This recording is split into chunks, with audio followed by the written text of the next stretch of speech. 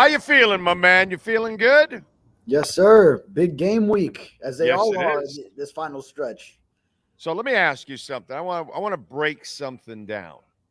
Okay, so 2 years ago, Miami beats Baltimore with sorry ass Brian Flores, right? And it was a game that, unlike last year, where Tua threw 6 touchdowns and 2 interceptions and 469 yards, I believe, or some crap like that. It was an explosive outing by Tua. The other one was a decent outing, not explosive at all. There wasn't big numbers by Tua, but a lot of people label that first game kind of won by the defense, correct? Yeah, yeah, I would Right? say. Oh, and Robert Hunt was the highlight, of course. Right. Yeah, right. Uh, The Okay. touchdown that wasn't. Yeah, Touchdown it wasn't, okay, but I'm yeah, glad you can even mention that, and that's good because it's kind of that kind of helps me too. So then last year you fall behind by 21, right? And so at one point, your defense is going to have to say, yeah, we need to shut you down. And they did, kind of like they did to Detroit last year, also, when Detroit blew them out in the first half and then they shut down Detroit and came back, right? Those were the two games last year where the defense was giving up a lot of points. And then in the second half, they completely shut the opponent down. And Miami's offense stormed back to win, correct? yep, Right? yep. Okay, so now this year, Miami is top five defensively, right? Are they have they entered at the fifth spot, right? I think Yeah, yeah, they're around there. I five or maybe 5 six. and 6. Yeah, and then Okay, week top 3 ten, top war. ten, Yeah, it's even more since week 4, since week 5. Yeah, top hmm 10, top five offense. They're what, top two or three rushing, fourth, correct? fourth, fourth total defense. Fourth total defense. Yeah, Okay, hmm and in offense, what are they rushing? They're like second or third, right? rushing offense number 5 right now. Number five. Okay, number five. So let me ask you something. So if you're number five rushing, you're number four on defense. 3 years ago, you won on defense. Last year, you were tough enough to shut them down for an entire half, which is not an easy thing to do. And you were tough enough to come back from it. And you tell me how the Dolphins are not considered a physical team when constantly they show you physical all the time. Yeah. Why is it that everybody's so hooked on that narrative when it's just because they have these two fast receivers and a fast running back or fast running backs, and all of a sudden they think the entire team is finesse when you've got, like, brother, this past week you beat Dallas with a backup line that did a good job actually against the Dallas defensive front that's really, really good. How the F are the Dolphins not physical? Exactly. I mean, because people who don't watch every game, then what they'll do is just go to whatever thing they've maybe known from the past, or don't look into things that deeply. Like for example, Look, the other way. Yeah. Marino teams, hmm total finesse. Right. They never could stop anybody. They couldn't run the ball. They couldn't get short yardage when they need it. It was Marino or death. Yeah. That's it. Now, you want to call them finesse? Brother, I'm with you. You want to call these people finesse? I couldn't I couldn't disagree with you more. Yeah. Is So I my don't brother. think those people are really looking at, okay, Yes. they are the number 5 rushing offense. They are the number 5 run defense. Those are two things that physical teams do, and what the offensive line has gone through and still held up over the course of the season. They're not looking at all that. What they know is, oh, Tyreek Hill gets open deep a lot, and Tua hits him, and oh, they score all these touchdowns, and they run up the score in the Denver game, and Right. that's what they think Right. on the outside, but they Yeah. haven't looked into all those things. So the same way on the other side, like if let's just say a year where the Steelers are lack physicality, everyone's going to say, oh well, still they just go to that mindset of, oh, the Steelers, that's a physical team, that's always a physical team. So even if Let me that might tell you not be the case something. that year. The drive that you witnessed last week to close out the game, that's a drive Marino never had in his playbook. Ever. If he did it only by arm, great. That was the only time. But he could never run and pass his way to end the game because he Yeah, never had that. And what writers and fans are witnessing right now has not happened in decades, bro. Decades. What they did last week to end that game was something that no normal Dolphins team the last 25 years could ever do, dude. It's just it wasn't in their DNA. That's physicality to be able to close out the game the way they closed it out yet last week against Dallas. Yeah. I don't know how they don't define physicality. That's the thing. Right. Tua picked apart the Cowboys, some short passes, and then gets it a 3rd and 3. You throw a screen to Tyreek Hill, great play design, the blocking up front that lets it. Wilson, and then punches Jeff your ass Wilson in the mouth. that gets them in a field goal range, and then Jeff Wilson is the reason that you're able to run out the clock. Don't give Dallas another chance to touch the football. Then that's the mark of a physical football team. And so this is why it blows me away, dude. How we just run with these narratives, oh, Tua can't play, he can't throw the deep ball. It's like, really, dude, he can't. It's like, yeah, these are the things I don't understand. And then I know Baltimore's good, dude. I get that. But I could also say Miami's pretty damn good too. And they're better. I think they're better than the last 2 years when they've beaten Baltimore. Yeah. So a lot of people are we're always talking up the Ravens 49ers game. Oh, both teams are gonna come out just with all these bumps and bruises because that's a real physical game. I wonder how many on the national side are describing this game, which should be very similar from that standpoint. How many people are actually describing it that way nationally? I don't think that's something you hear a lot. No, you don't. Yeah. All right. From what I saw, from what you guys filmed, Tua's thumb doesn't look like it's bothering him whatsoever. Yeah, and then even beyond what we can film, because that's just during stretch, he was just throwing some warm-up passes on the side.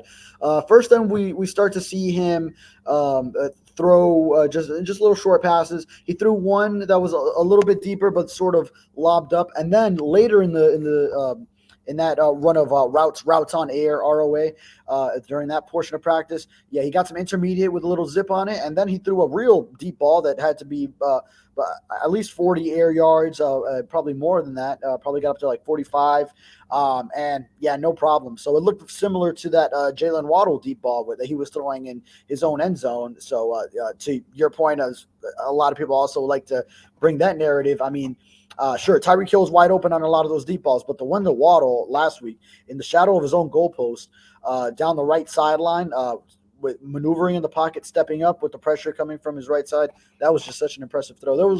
He had one practice pass that was, it's nothing like the actual game pass, but it was just a similar throw in itself. So it seems like that thumb on his left, that throwing hand is A-okay. All right.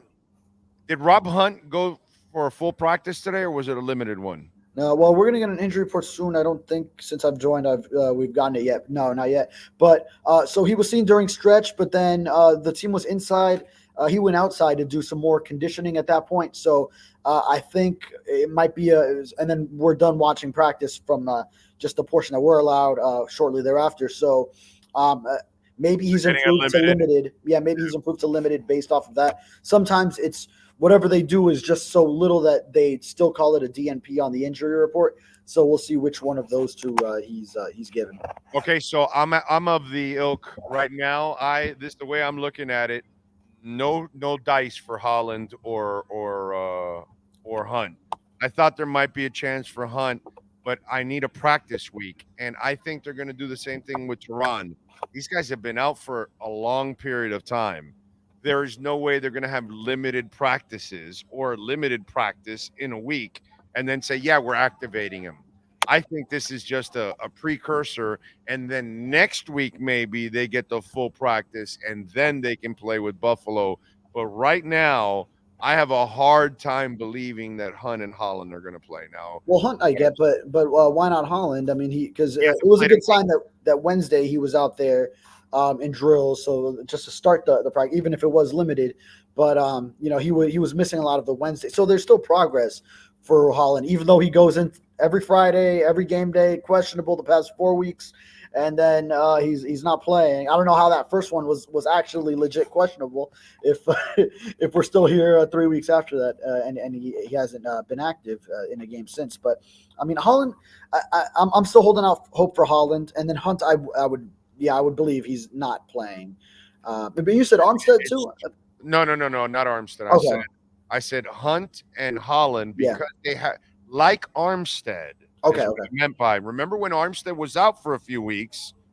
They brought him back, and he had kind of that limited week, and then the following week he had a full week of practice, and then he played. I think that's what they're going to do with Holland and Hunt. Whenever they like, I haven't seen a full week of practice, so they're not playing at all. If I'm seeing the limited stuff, until I see a couple of full practices back to back, I don't believe you play Holland or Hunt because they've been out for so long. I don't think so. I think what they did with Armstead earlier in the year, they kind of told me what they're going to do with some of these guys that are out for a prolonged period of time. Not if you're out a week or two, your conditioning really hasn't fallen off. But if you've been out for a month, like these guys have, your conditioning falls, and then you're at risk of getting even further injured in the middle of a game if you're not really ready to go. You know what I'm saying? Yeah, and if there's any inkling with Holland that he's not ready to go, then Brandon Jones has played well the last couple of games and been involved in turnovers, getting takeaways. And Deshaun Elliott, of course, coming back, he was huge at the goal line on that play of Tony Pollard. Brandon Jones ends up recovering that fumble, so he had a couple picks against the Jets. So, his play would tell you then if Holland is in any way limited, then you can trust him, Brandon Jones, a little bit. Kevin Hahn says missing 4 linemen, allowed only 1 sack. Sounds like a physical team to me. Exactly, dude. Yeah. Exactly. It's just I just find it to be a load of shit when I hear people talk about the Dolphins and label them finesse. When brother, I've seen a lot of finesse Dolphin teams. Okay, I know what finesse Dolphin teams look like because I've seen them. Yeah. And this is the kind of stuff that I used to see back in the 70s when I was a kid. I've never had this kind of balance, dude. Mm-hmm. We didn't have it in the 80s. We didn't have it in the 90s. We didn't have it in the 2000s. We've always been an imbalanced team. It's always been heavy defense or all offense. One of the two. In the Marino days, it was all offense. And then post-Marino, as you know, the last 25 years, it was always maybe defense. That's it. We never really had an offense. What? Ricky Williams was an offense? Was Jay Ajayi an offense? Was Lamar Smith an offense? That's not an offense. That's just you had a running game a couple of times. Yeah. Ricky Williams, that year with that defense combined, although back-to-back seasons, those teams with so many expectations, 02 and 03 missed the playoffs. I'm thinking maybe the Wildcat year. I mean, that was physical because that's physicality up front, running that play, and then also like you had Lusaka Pallet, all those 3rd and shorts that they were converting 4th and 1s, right? That they would convert doing that. We were just limited. It was a physical team. That one was kind of physical. It was just limited. Right. Offensively, it didn't have any explosiveness to it. That's what it was. Not the combination. This is a different animal here. Yeah, dude. No, but I mean, back in the day when I was a kid, they had a running game and they had Paul Warfield. So it was just, you could do both. You know what I'm saying? And you could play defense. In the 80s, I never had that. It was just all offense, or the Woodstock year, we were kind of all defense and very little offense. You know what I mean? And that's kind of, in a way, we were just talking about this on social media, and I could talk to you about this also. The beauty of this team that you're watching now, and the camaraderie and the way they get along, one of the things that was a disease that unfortunately it's not the players' fault, it's the people up in the top. We just talked about it. There was always an imbalance with the Dolphins. It was always a defensive-minded team, no offense, or in the Marino days, all offense, no defense, and all that. So there's only one half of the team that's carrying it. And then now you look at it, and the team you're covering, right? Guys are pulling for each other. Guys are competitive with each other. But it's very complimentary because the offense does their job. The defense does their job. And inside of that, you have Wilkins and Sealer competing with each other. You have Chubb and AVG, and when Phillips was there, and All those guys are probably competing with each other and having fun with it. You see the running backs, you see the wide receivers. While it's competitive, it's fun, but it's really cool because the vibe that this team has, it's something that we haven't seen in decades, because it's a team that doesn't have to, like, you see what's going on in Kansas City right now, right? Like, everybody knows what the problem is. The offense, the wide receivers, it's a mess around Mahomes right now. The defense is outstanding. It's a championship defense. You have a championship, quarterback, but you have dysfunction right now because there's an imbalance of talent. And then one side is carrying it and the other side can't carry their weight. And it becomes a problem. And that's the problem we used to have here every single year. And it didn't matter if it was the Marino years or post Marino years. There was always an imbalance in this team. Now you cover a team that has total balance, which creates incredible harmony at the same time. Yeah, and even just yesterday we were talking to Jason Sanders, and we rarely, have an interview with the kicker. But this week, after the 5 field goals, 3 of them from 50 plus, the game winner, then he's been getting more time in front of the media. And he was talking. He's a guy who's been around the team for a while now, several seasons, and he was saying that it's a different level of camaraderie this year's team. So he's a guy. I mean, this isn't the decades that you're talking about. Just it's like a 5-year. How long has Jason Sanders been here now? Sample size. But he can sense it that this year is different with this locker room.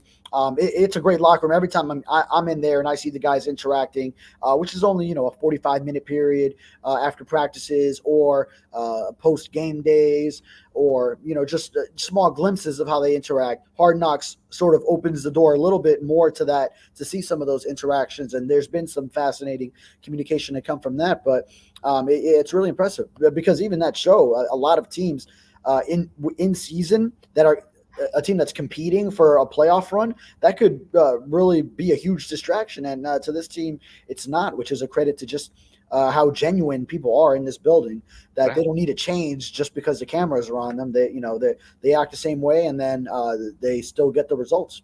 And there's no extra pressure on either side of the football because everybody carries their weight. Yeah.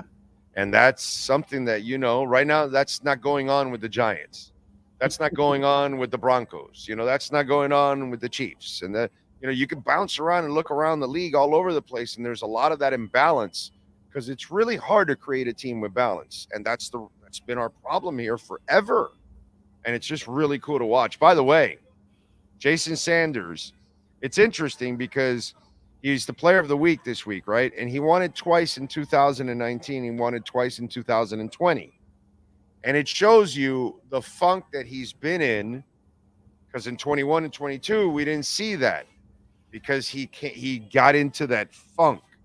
And it looks like finally he's gotten out of that funk. At least I hope so, because this looks like the moment out of it. But it's interesting to see how, with kickers, man, it's just something very fragile where it could get streaky. Sometimes it could go just completely awry. When they lose it, they just lose it and they never get their mojo back. So when you look at Sanders, do you feel he's gotten that mojo back?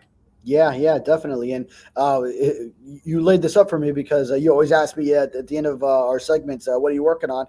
So I talked to his kicking coach, and I got some insight into that. And he really feels, I'll put this out there, but that he is just striking the ball so much better. He wanted to get out of that funk that you mentioned. That he knew it himself. Sanders did. 21 and 22, he wasn't striking the ball the same way, and now he's just been so consistent. And then you see it all culminate in a game like that with career long, and then the 3 hit from 50 plus. That's another narrative that people were always bringing up, and he was able to shut it up in his own right with a huge game, and the clutch aspect too, finishing it off with that game winner. So kudos to him and the work he's been putting in, because a lot of it goes back to the offseason and what Jason Sanders was doing. Some of the stuff that I'll explain in that story that I'll probably publish tomorrow. Nice. Look forward to checking out that story. The other thing that I wanted to mention to you, what was it that I wanted to talk about? Injury-wise, is there anything outside of the guys we talked about that there should be a concern this week?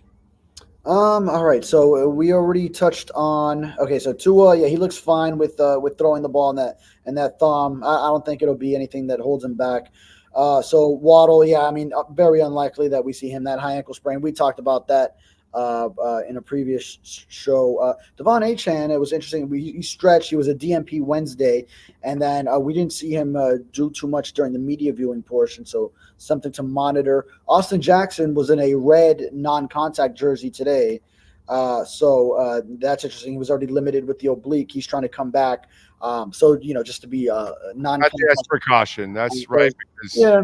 At this he was point active in the year, last week. He was active. So he's really close.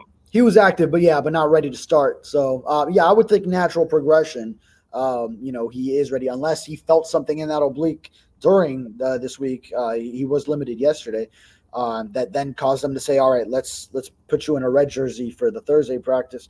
And so Raheem Mostert wasn't at Thursday practice either, but Eric Stoodsville, running backs coach, he answered simply yes, very easy when he was asked if Mostert can play through this latest ankle injury and the knee he's already been dealing with. Robbie Chosen, he's advancing in concussion protocol. He was participating in a red jersey today after he was a DMP, just working out on the side Wednesday. All right, good stuff. And outside of Jason Sanders piece, anything else you got going on the South Florida Sun Sentinel? Yeah, all the injury updates, and then Tyreek Hill, just everything it's on his mind right now between taking shots at Colin Cowherd and back and forth, just him being Tyreek, and then also a big week as he returns to the site where he exploded as a Miami Dolphin in week 2 last year in that big comeback, him and Tua together along with Waddle catching the winning touchdown. And so a little bit about him, and then just previewing the game come this weekend. And all right, good stuff. More. Follow him on Twitter at David Furones _ and catch his work there at the South Florida Sun Sentinel. David, as always, thank you, my brother. Yes, we will catch up post game. Yeah, on New Year's Eve before I go to the Inner Harbor in Baltimore. All of us. All right, my brother. All right. Before we wave in the new year. Yes. All right, my man. Appreciate you. Sounds good. Thank you, sir. There you go, David Furones. And when we talk about Welt Rheaume, now more than ever, you need the right lawyers. And if you have any kind of condo damage, homeowner property damage, I'm telling you, you got to call Welt Rheaume. If you don't need them now, good. Thank God. Okay. I hope you never need them, to be quite honest. But if personal injury ever happens to you, commercial litigation, criminal defense, condo damage, telling you business owner claims, call Welt Rheaume, 954-966-4646. When we had somebody damage our home and we had to call the insurance company, they were amazing. They crushed Progressive. And now with our new laws in place, which did not benefit us, it benefits the insurance companies. Our politicians suck. It is what it is. No matter what side of the aisle you're on, they're all terrible. And DeSantis put us at a terrible disadvantage. More than ever, you're going to need the right lawyers. And if you don't get the right lawyers, it's going to cost you in the long run. 954-966-4646.